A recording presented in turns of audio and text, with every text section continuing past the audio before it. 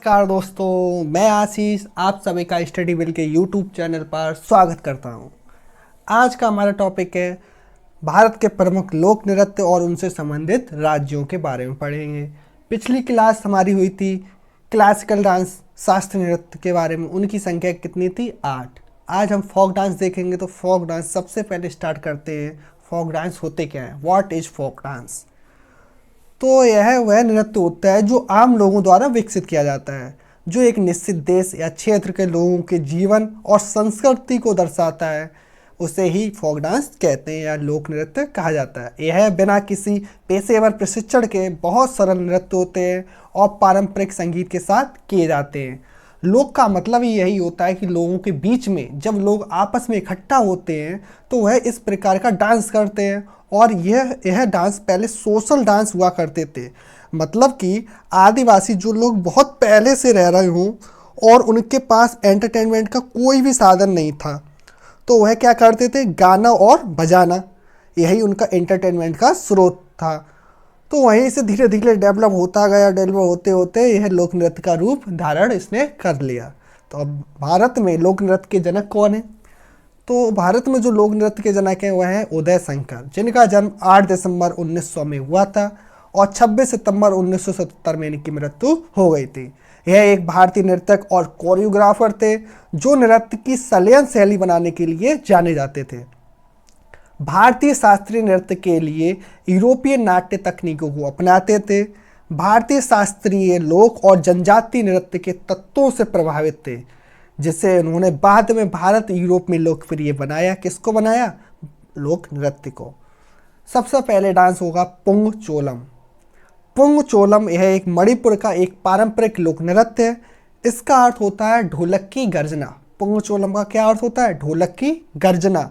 यह नृत्य पुरुषों या महिलाओं द्वारा किया जाता है, आमतौर पर रासलीला की संकल्पना पर आधारित होता है। इस नृत्य को करने के लिए धोती पगड़ी सामान्य रूप से सफ़ेद रंग एवं तुलसी के बीज से बनी हुई माला पहनते हैं। चित्र में आप देख पा रहे होंगे कि इसमें जो पगड़ी पहने हुए, सफ़ेद कलर की धोती पहने हुए और जो तुलसी माला पहने हुए और जो वाद्य यंत्र का प्रयोग कर रहे हैं उसको बोलते हैं पुंग नामक वाद्य यंत्र। पुंग का मतलब होता है ढोल। ये जो ढोलक पकड़े हुए हैं, ढोलक की गर्जना, इसी से निकलती है ढोलक की गर्जना।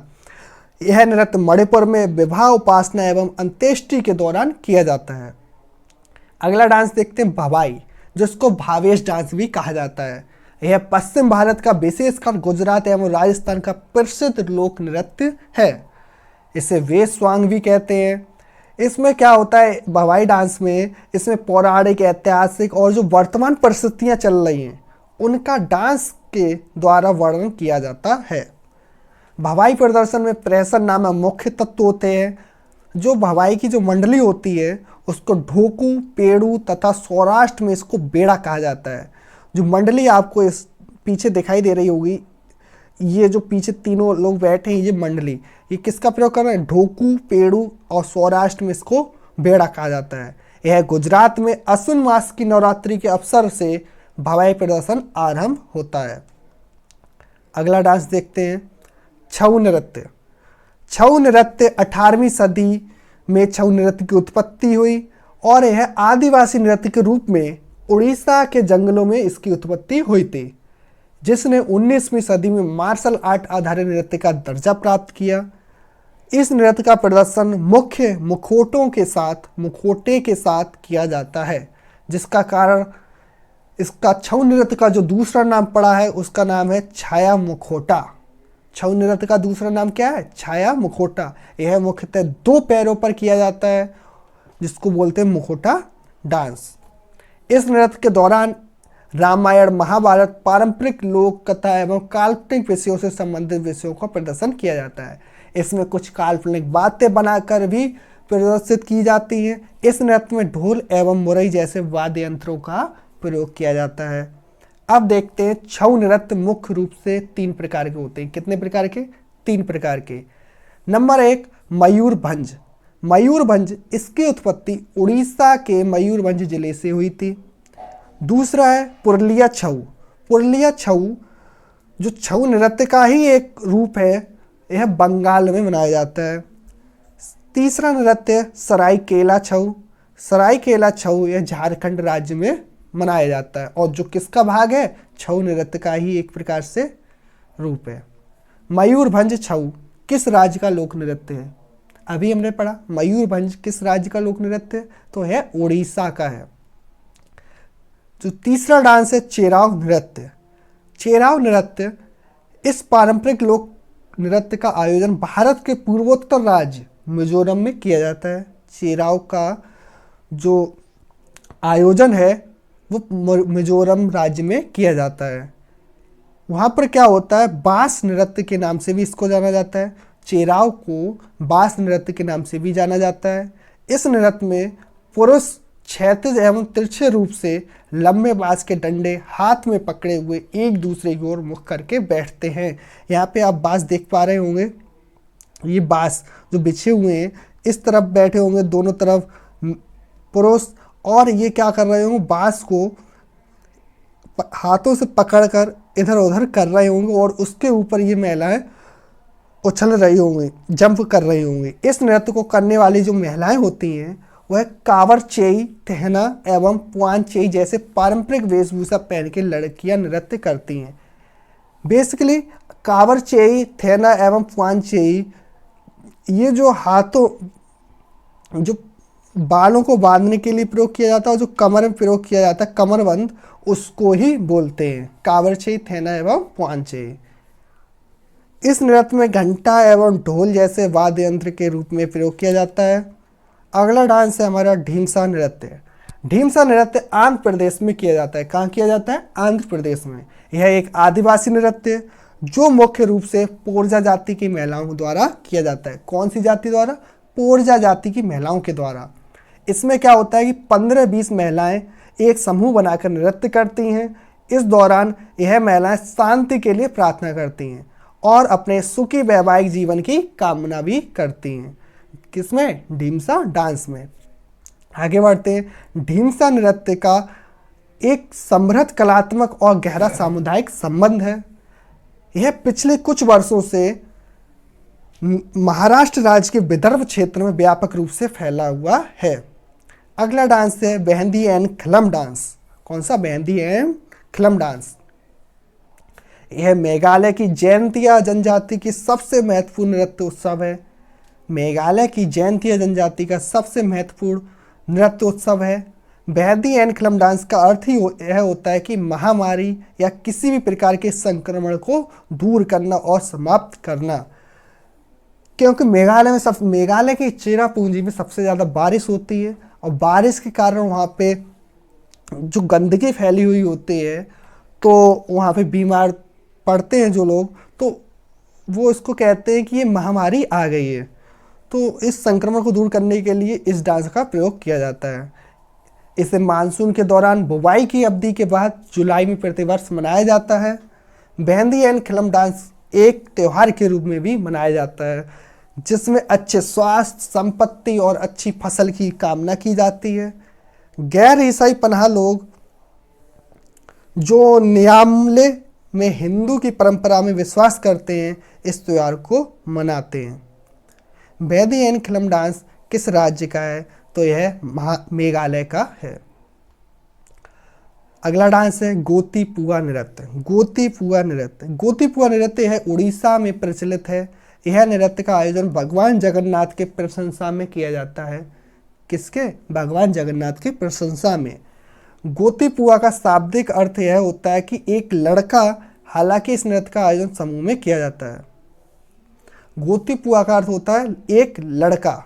इसमें क्या होता है? एक लड़का ये होता है, ये सभी क्या है? लड़के हैं जो लड़कियों की ड्रेस पहन के, ये सब क्या है? लड़के हैं जो लड़कियों की ड्रेस पहन के पूरी तरीके से उन्हीं के जैसा बन के इसका डांस करते हैं। किसका? गोतीपुआ डांस करते हैं।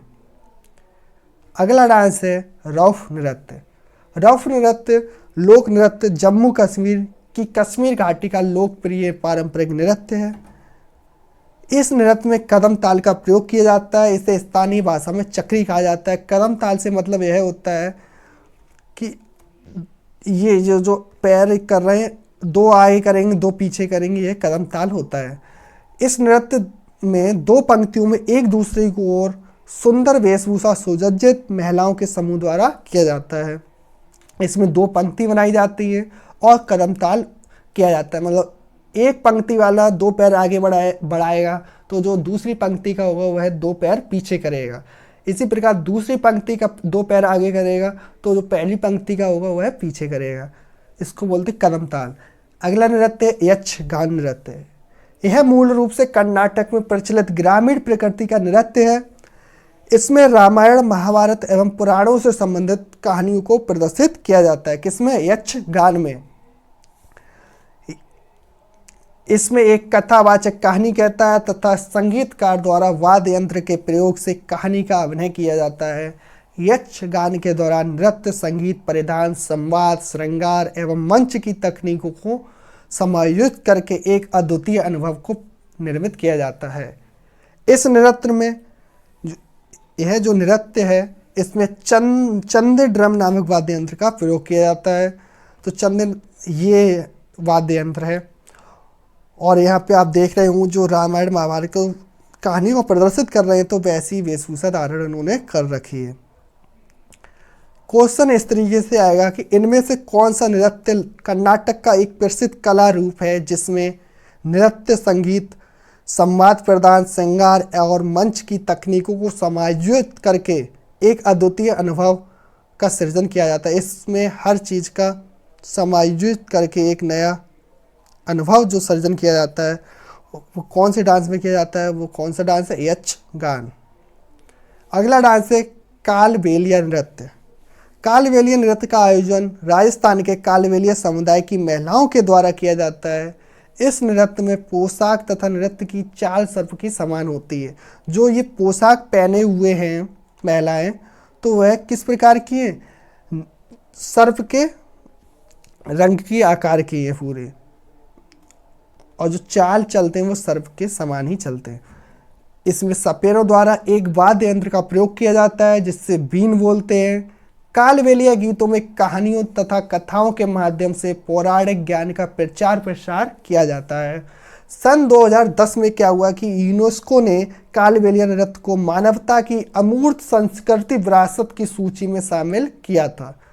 यूनेस्को की कालबेलिया नृत्य जो यूनेस्को की विश्व धरोहर है, अमूर्त संस्कृति विरासत में कालबेलिया को शामिल कर लिया। कब किया? 2010 में। भवाई तथा कालबेलिया की पारंपरिक नृत्य शैलियों के रूप में किस भारतीय राज्य में उत्पत्ति हुई? तो भवाई और कालबेलिया कहाँ के? राजस्थान के। देखिए कालबेलिया नृत्य का आयोजन राजस्थान में हुआ, तो कहाँ का है? राजस्थान का। होजगिरी नृत्य। होजगिरी नृत्य का आयोजन त्रिपुरा के रेयांग जनजाति द्वारा किया जाता है। किस जनजाति द्वारा? रेयांग जनजाति द्वारा। यह नृत्य लक्ष्मी पूजा के दौरान किया जाता है। इस नृत्य को केवल महिलाओं के द्वारा किया जाता है तथा पुरुष संगीत एवं गायन का कार्य करते हैं। इस नृत्य को केवल महिलाएं ही करती हैं और जो पुरुष होते हैं वो क्या? गाना बजाने का काम करते हैं और संगीत का काम करते हैं। ठीक है, आगे बढ़ते हैं। अगला डांस है जागोर डांस। जागोर गोवा राज्य का एक पारंपरिक लोक नृत्य है। इस लोक नृत्य का प्रदर्शन हिंदू एवं ईसाइयों द्वारा संयुक्त रूप से किया जाता है। इसमें हिंदू और ईसाई दोनों मिलकर इस डांस को करते हैं और यह डांस कहाँ का है? गोवा का है। जागोर का शाब्दिक अर्थ होता है जागरण। जागोर का शाब्दिक अर्थ होता है जागरण। इस नृत्य के कलाकारों द्वारा यह माना जाता है कि रात भर नृत्य का प्रदर्शन करने पर वर्ष में एक बार देवताओं को जगाया जा सकता है और पूरे साल गांव की रखवाली के लिए जागते रहते हैं। ये देवताओं को प्रसन्न करने के लिए जागो नृत्य करते हैं और इनका मानना है कि रात भर अगर हमने नृत्य कर लिया तो देवता हमसे प्रसन्न हो जाएंगे और हमारे पूरे जो गांव है उसकी रखवाली पूरे साल करेंगे। अगला डांस है झूमर नृत्य। यह झूमर, एक होता है घूमर और एक होता है झूमर। जो घूमर होता है वो राजस्थान का है, झूमर है पंजाब का।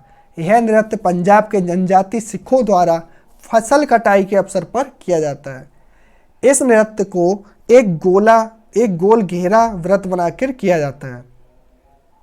इस नृत्य में वेशभूषा मूल रूप से भांगड़ा नृत्य के समान होती है, आप देख पा रहे होंगे। इस नृत्य को बलूचिस्तान से व्यापारी द्वारा भारत लाया गया था। अगला डांस है अलकाप लोक। कौन सा? अलकाप लोक। यह नृत्य अलकाप लोक नृत्य का आयोजन झारखंड के राजमहल पहाड़ियों में किया जाता है। कहाँ किया जाता है? झारखंड के राजमहल पहाड़ियों में किया जाता है। इसके अलावा यह नृत्य पश्चिम बंगाल के मुर्शिदाबाद एवं मालवा जिले में किया जाता है। यह एक ग्रामीण रहते हैं जिसमें 10 से 12 नर्तकों के दल द्वारा किया जाता है। इसमें 10-12 जो ग्रामीण नर्तक होते हैं उनके द्वारा अलकाप लोक नृत्य किया जाता है। इस नृत्य का संबंध भगवान शिव से है। इस नृत्य के माध्यम से पारंपरिक लोक कथाएं एवं पौराणिक कहानियों का प्रस्तुत किया जाता है।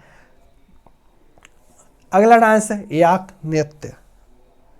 याक नृत्य जो होता है वह अरुणाचल प्रदेश में आयोजित किया जाता है। यह नृत्य को अरुणाचल प्रदेश की बौद्ध राजधानी के द्वारा किया जाता है। इस डांस में क्या होता है कि यह एक मुखौटा नृत्य है। याक को धन एवं समृद्धि का प्रतीक माना जाता है। इस नृत्य का आयोजन लोसर महोत्सव के दौरान किया जाता है। कौन से? लोसर महोत्सव के दौरान किया जाता है। इसमें देखिए याक ये दो बने हुए, इसमें इंसान ही है। इंसान ने का मुखौटा पहन रखा है। ये जो खड़ा है ये इसके पैर होंगे यहाँ पर, और जो पीछे होंगे ये नकली पैर होंगे, मतलब इस मुखौटा वाला होगा। ये पूरी खाल पहना हुआ है तो 2 तो इसके असली हैं और 2 पीछे नकली हैं। अगला डांस है, तो ये आपके डांस मोस्ट इम्पोर्टेंट जो फोक डांस थे ये सभी थे। और अगर आपको ये वीडियो अच्छी लगी हो तो लाइक शेयर एंड सब्सक्राइब ज़रूर करें। Thank you.